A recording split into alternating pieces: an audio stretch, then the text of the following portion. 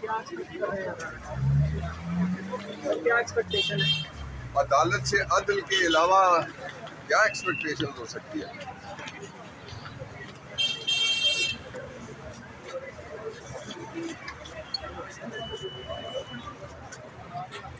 دیکھیے یہ جو جتنے دن بھی یہ 5 اگست سے آج تک ان کو رکھا گیا اندر، یہ رہائی پہلے دن ہو جانی چاہیے تھی، کیونکہ یہ شارٹ سینٹینس کا کیس ہے.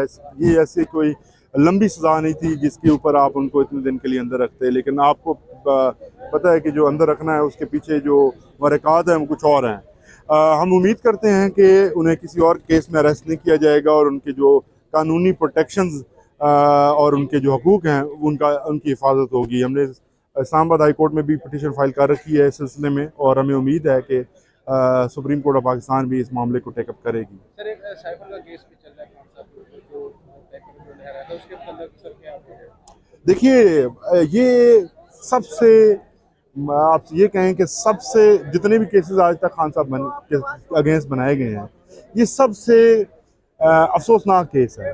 یہ ایسا کیس ہے جس کے اندر بطور قوم ہمیں جس پر فخر کرنا چاہیے تھا، اس فخر کو ہم نے ان کا جو ہے وہ قصور بنا کے ان کو ہم نے اندر کر دیا ہے.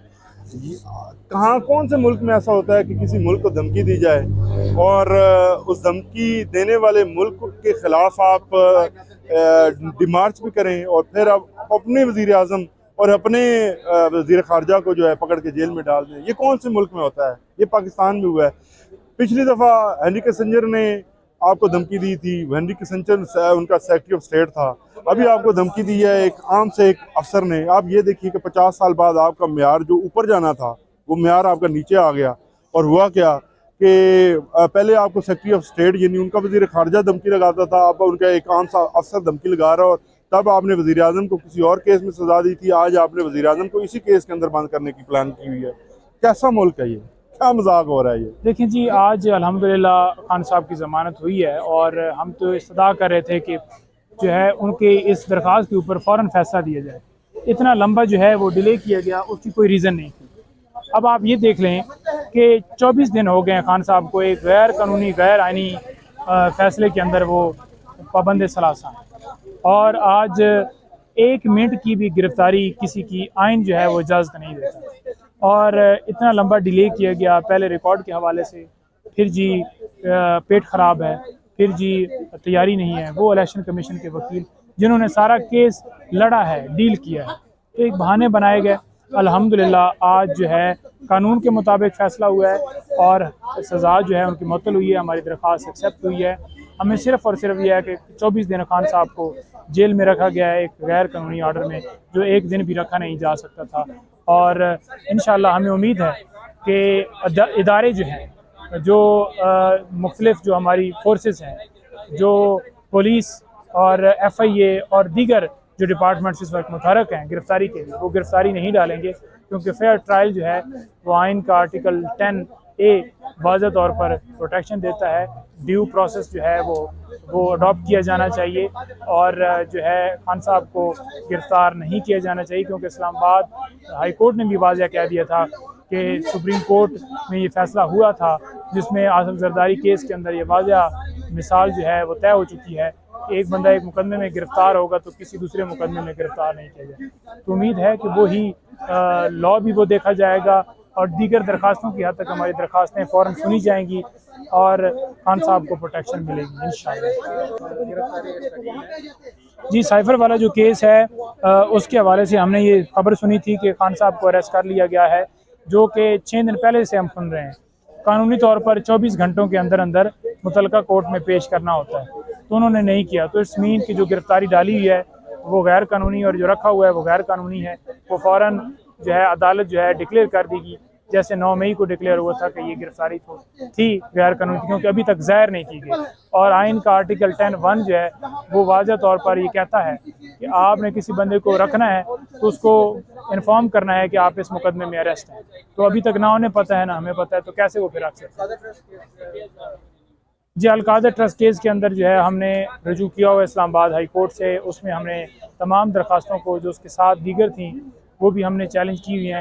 انشاءاللہ ہمیں پوری امید ہے کہ کسی مقدمے میں جو ہے وہ گرفتاری جو ہے اس سے روکا جائے گا. ये 9 मई वाक़यात में जो इमरान खान के ऊपर केस बनाया गया, क्या कहते हैं, उसमें क्या सच्चाई है? मतलब उससे इमरान ये खान 9 मई के ऊपर खान साहब ने अपना बयान जो है वो वाज़ेह तौर पर वहाँ पर GIT के सामने रिकॉर्ड करवा दिया था। उसमें उन्होंने ये कहा था कि आईन पाकिस्तान जो है हमें प्रोटेक्शन देता है, इस बात की प्रोटेक्शन देता है आईन पाकिस्तान के आप जो है एहतजाज कर सकते हैं। तो एहतजाज, पुरअमन एहतजाज हमारा हक़ है और वो मेरी जो है जमात ने किया। मैंने किसी जगह के ऊपर आप ये बता दें कि कोई वीडियो पैगाम मैंने बनाया हो जिसमें मैंने ये कहा हो कि आप तोड़ फोड़ करें, जलाओ घिराव करें। हाँ, जिन लोगों ने बिल्डिंग्स के ऊपर हमला किया, जलाई बिल्डिंग्स, उनके हवाले से इंडिपेंडेंट इंक्वायरी होनी चाहिए और वो इंक्वायरी जो है हो, कंडक्ट हो, ताकि सारे किरदार सामने आएँ। उसके ऊपर कोई पेश रफ्त नहीं है। GIT उनसे सवाल बार बार पूछी जा रही है। तो सर ये बताइएगा, बाकी जो खान साहब की जो रिलीज होना है खान साहब ने जेल से, तो सर वो कितना प्रोसेस में टाइम लगेगा? देखें, जो खान साहब ने रिलीज़ होना है जेल में, जो ही ऑर्डर आएगा पूरी हम उम्मीद करते हैं हम ऑर्डर लेके जाएंगे और खान साहब को रिलीज़ सर आज हो जाएगा कंप्लीट? जी, आज ऑर्डर मिलेगा इंशाल्लाह। सर शाह महमूद कुरैशी जो सैफर वाले केस में अंदर हैं, उनके हवाले से क्या पेशरफ्त है? जी, शाह महमूद कुरैशी जो सैफर केस के अंदर गिरफ्तार हैं, उनसे वही सवालात हर रोज़ पूछे जा रहे हैं। सवालात क्या किए जा रहे हैं? जी, आपने सियासी मकासद के लिए इस्तेमाल किया, आपने गैर मुतल्लका लोगों को भेजा, उनके साथ शेयर किया। तो असल तो ये है ना कि कोडिफाइड फॉर्म में साइफर आया, उसको डीक्लासिफाइड किया गया और उसकी कॉपियाँ जो हैं वो भिजवाई गई मुतल्लका लीगली तौर पर जहाँ पर भिजवाई जानी थी, जैसे कि PM ऑफिस और बाकी 4 जगहों के ऊपर। तो वो उसके ऊपर बयान दे चुके हैं। अब सियासी मकासद के लिए कैसे इस्तेमाल हो सकता है? जब ये बात एडमिट कर ली गई कि साइफर आया है, तो सियासी मकासद तो फिर कैसे वो कह सकते हैं कि साइफर मकासद के लिए वो कोडेड फॉर्म में इस्तेमाल की जाएगी? वो नहीं है, कोडेड नहीं है, डीक्लासिफाइड फॉर्म में वो कापियाँ जो हैं वो भिजवाई गई हैं और उन्होंने अपना बयान रिकॉर्ड करवा दिया FIA के अंदर जाकर भी और हर जगह पर। लेकिन बार बार एक ही सवाल है। अच्छा सर, ये जो उनकी रिमांड है, रिमांड इससे आगे भी हो पानी सकती है? पिलाएंगे जी। रिमांड शाह महमूद कुरैशी साहब के आगे भी बढ़ सकती है कानूनी तौर पे, क्या कहते हैं? देखिए, रिमांड पहले जो दिया गया है वो भी कानूनी तौर पर नहीं दिया जाना चाहिए था, क्योंकि उन्होंने तमाम सवालात के जवाब दे दिए हैं। तो ये बिला वजह एक बहाना है रिमांड लेने का। जी, क्या पूछ रहे हैं? एक ही सवाल बार बार कर रहे हैं। 3 दिन में वो सवालात आपके मुकम्मल नहीं हुए। मैसेज है पाकिस्तानी कौम के लिए? देखिए, मैं समझता हूँ कि पाकिस्तानी कौम को अपना एक तो शुक्राने के नवाफिल अदा करने चाहिए, नंबर 2 उनको स्टैंड करना चाहिए, जबर और खौफ की फ़िज़ा से बाहर आना चाहिए, उनको अपने ज़ाती मफादात और नुकसानात से बालातर होकर मुल्क की आज़ादी के लिए काम करना चाहिए। मुल्क की आज़ादी का तकाज़ा ये है कि ये माफियाज, हमारे मुल्क की एस्टेब्लिशमेंट, हमारे मुल्क के मुख्तदर तबके, हमारी लॉ इन्फोर्समेंट एजेंसीज़, जिन्होंने इस मुल्क के साथ खिलवाड़ किया है, जो इस मुल्क को तबाही के दहाने पे लेकर आए हैं, ये आवाम को जीने से दो भर हो गए हैं। आज आपके सामने पब्लिक उठ खड़ी हुई है बिजली से, आज ये उठ खड़े हुए हैं तो इनको नज़र आ रहा है कि आवाम इनको मानने को तैयार नहीं है। $18 बिलियन मुफ्त मराहत देते हैं हम हुक्मरानों को, मिलिट्री एस्टेब्लिशमेंट को और सिविल ब्यूरोक्रेसी को और जजेस को और जर्नलों को, और ये सारी फोर्थ वेद ख़त्म होने चाहिए। जब जंग की हालत होती है तो हर एक ने कुर्बानी देनी होती है, सिर्फ अवाम ने कुर्बानी नहीं देनी होती। मैं कहता हूँ कि अवाम खड़ी हो, अवाम हक सच के साथ खड़ी हो, और इमरान खान पब्लिक की जंग लड़ रहा है, अवाम की जंग लड़ रहा है, आज़ादी की जंग लड़ रहा है। ये तो हमारे लिए जंग लड़ रहा है और हमारा फ़र्ज़ है कि हम उसके लिए स्टैंड करें। आप क्या समझते हैं, इमरान खान साहब कितने वक्त में जेल से बाहर आ जाएंगे या दूसरे केसेस में मजीद उनको लंबे अरसे के लिए अंदर रखा जाएगा? देखिए, पहली बात तो यह है कि आज ये जब उनको रिलीज़ कर दिया तो भाई 25 दिन जितना उनको जेल में रखा उसको कंपनसेट कौन करेगा? जब हमने पहले दिन कहा था आमिर फारूक साहब को कि ये इलीगल फैसला है, आपके फैसलों की खिलाफ वर्जी है, सुप्रीम कोर्ट के फैसलों की खिलाफ वर्जी है, इनको पहले दिन सस्पेंड करें, लेकिन क्यों नहीं किया? कहा कि हमने कहा अगले दिन रख लो, दूसरे दिन, तीसरे दिन, कहा 4 दिन के अंदर डेट आ जाएगी, सब आप लोग वाकिफ हो। पहली तारीख आई 17 दिन के बाद, और उसमें भी आपने देखा इलेक्शन कमीशन के वकील ने किस तरह डिलेइंग टैक्टिक्स इस्तेमाल किए। आज 25 दिन बाद आके जमानतें उनकी जमानत हुई है। बाकी केसेस में भी सेटल्ड लॉ है, he will be released with effect from the same date. जो 5 अगस्त को जो पोजीशन थी उसी पे बहाल होगा, क्योंकि जिन मुकदमात में जमानतें खारिज हुई हैं वो इसलिए हुई हैं कि जी इमरान खान मौजूद नहीं है, आया नहीं है, हाजिर नहीं हुआ। भाई हमने कहा कि वो तो हाजिर होना चाहता है, आप उनके लिए फैसिलिटेट करें, उनसे प्रोड्यूस करा लें। उन्होंने कहा नहीं, वो खुद आएंगे। تو اس لیے ہم نے پروٹیکٹیو بیل اپلائی کر دی ہے اسلام آباد ہائی کورٹ میں بھی, سپریم کورٹ میں بھی. ہم ہوپ فل ہیں, آج آ جائیں, کل آ جائیں, پرسوں آ جائیں, 2-3 دن سے زیادہ نہیں لگے گا, ہوپ فل ہیں. باقی ہماری لا انفورسمنٹ ایجنسیز, ہماری اسٹیبلشمنٹ, ہمارے نظام انصاف کے باقی تمام پرزے انکلوڈنگ ججز دیکھتے ہیں کہ وہ کیا پازیٹیو رول ادا کرتے ہیں. جو رہائی کی روکار ہے, آپ کو لگتا ہے کہ آج ہی سارا کچھ یہ پروسیس پورا ہو جائے گا؟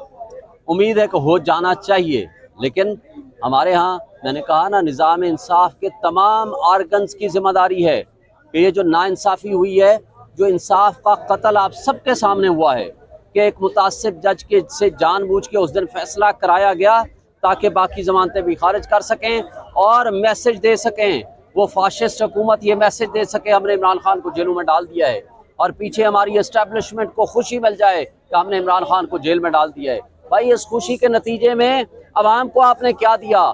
پورے پاکستان کی 25 کروڑ عوام آج کھانے کو ترس رہی ہے, 2% 3% کو چھوڑ کے جو اشرافیہ اوپر ایلیٹس بیٹھے ہوئے ہیں. آج بجلی کا بل دینے کو لوگ کے پاس پیسے نہیں ہیں, کھانے کو پیسے نہیں ہیں, روزگار نہیں ہیں آپ کے پاس. آج آپ $1 بلین کے پیچھے غلامی قبول کرنے کو تیار ہیں. وہ کیا سچویشن تھی جو اسٹیبلشمنٹ نے اور شہباز شریف کی اور پی ڈی ایم کی جماعتوں نے جو اس ملک کے ساتھ کھلواڑ کیا. آپ 16 مہینے 17 مہینے کا آپ رزلٹ سامنے دیکھ لو جو کچھ ہوا ہے, اور یہ سارا رزلٹ یہ کہتا ہے کہ اس ملک کی نیشنل سیکیورٹی بھی کمپرومائز ہو گئی ہے, آج اس ملک کی سلامتی بھی کمپرومائز ہو گئی ہے, آج اس ملک کا غریب عوام کی بقا کمپرومائز ہو گئی ہے. وہ تبھی ممکن ہے کہ اس جبر اور خوف کی فضا کو ختم کریں, فری اینڈ فیئر الیکشن کرائیں اور ہر ایک کو موقع دیں, لیول پلینگ فیلڈ دیں اور 90 ڈیز میں الیکشن کرائیں, ورنہ اس بے یقینی کی کیفیت نے اس ملک کو مزید تباہی کے دہانے میں پھینک دے گی جس سے واپسی کے راستے بھی ممکن نہیں ہوں گے. ریٹن فیصلہ جو ہے ابھی آنا باقی ہے, جج صاحب نے کہا ہے صرف الاؤڈ. آپ کو لگتا ہے ہومیوپیتھک سے پہلے والی کی طرح دوبارہ سے کوئی ریٹن فیصلے میں جھول ہوگا؟ جب تک فیصلہ نہ آئے ہم کمنٹ ابھی کر نہیں سکتے. اچھا یہ بتائیے گا کہ شروع سے لے کر اب تک بڑی کاوشیں, بڑی محنتیں آپ اس سارے کیس کے پیچھے, آپ کو آج کیسا محسوس ہو رہا ہے؟ دیکھیں آج ہمیں خوشی ہے کہ ہمارا مقصد ٹو سم ایکسٹینٹ حاصل ہوا, لیکن ہمارے کیا کہتے ہیں عشق کے امتحان اور بھی ہیں. ہم نے ابھی لمبی جنگ لڑنی ہے. عمران خان کا پیغام ہے کہ آزادی کے لیے آپ کو قربانیاں دینی پڑتی ہیں, ہم قربانیاں دینے کے لیے تیار ہیں. عمران خان نے خود کہا ہے کہ بھائی مجھے 1000 سال بھی یہاں رکھیں گے نا, اور ڈی کلاس میں بھی رکھیں گے, سی کلاس میں بھی رکھیں گے, مجھے کوئی اعتراض نہیں ہے, اس لیے کہ میں قربانی دینے کے لیے تیار ہوں آزادی کی خاطر, اس ملک کو آزادی دلانے کی خاطر, حقیقی آزادی کی خاطر. اور وہ شخص اگر قربانیاں دے رہا ہے تو ہماری قربانیاں تو بہت چھوٹی سی ہیں. بہت شکریہ. ہمارا آزادی, ہمارا آزادی, تجھے دینی پڑے گی آزادی, تجھے دینی پڑے گی آزادی, تیرا باپ بھی دے گا آزادی, تیرا باپ بھی دے گا آزادی, تجھے دینی پڑے گی آزادی, تجھے دینی پڑے گی آزادی. نعرہ تکبیر, نعرہ تکبیر, عمران تیرے جان نثار بے شمار, عمران تیرے جان نثار بے شمار. نعرہ تکبیر, نعرہ رسالت, پاکستان عمران خان, عمران خان, عمران خان, عمران خان, عمران خان. حق کے ساتھ چلنے والا یہ سوشل میڈیا زندہ باد, سوشل میڈیا زندہ باد, یہ میڈیا زندہ باد.